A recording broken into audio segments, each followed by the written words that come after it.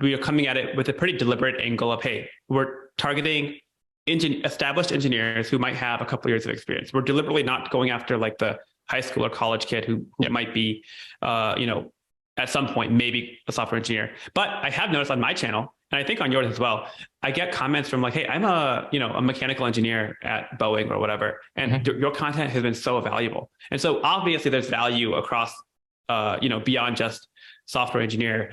So I'm curious how you think about that. Like, is that something that you feel like you want to stay in your lane, or at some point you want to deliberately go after kind of the more mainstream audience? Yeah, part of the reason I started this channel was, so I support a couple hundred SDEs at work.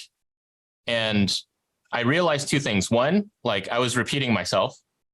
So, people tended to have like the same shape of questions and the need for guidance there.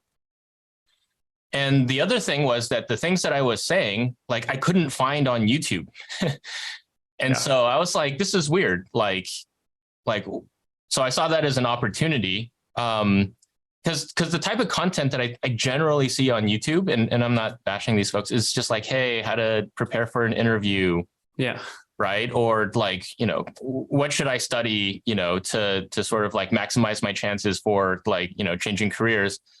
I think like the clubhouse doesn't resemble like the gatehouse, right? Like when you're trying to get into the club, like you have to do all of these things to try to get in there. I started making this content, and then I noticed, just like you said, that the type of advice that I was providing to people had general applicability. And what I've noticed is in general, knowledge workers, right? So people who are, engineers or, people that are related to tech, where people where like, they're not in service work or retail work or building things with their hands. Like these sort of people, generally office workers, can benefit from the type of advice I give. And so it turns out like software developers, I think, are just a subset of like a broader set of knowledge workers that could benefit from our content. So, what it comes down to is like, I'm doing this for selfish reasons. Like I'm just making YouTube videos because they're like super fun. I'm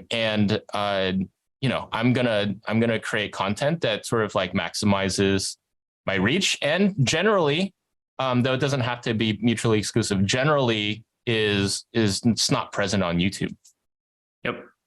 Yeah. I think that's a pretty common path actually, where either for content creators or for startups too, like they niche down into one underserved demographic or underserved audience. And it turns out that, hey, if I do that really well, there's a opportunity to even go broader. And so I'm excited to see kind of how that changes for both of us in the coming years. Absolutely.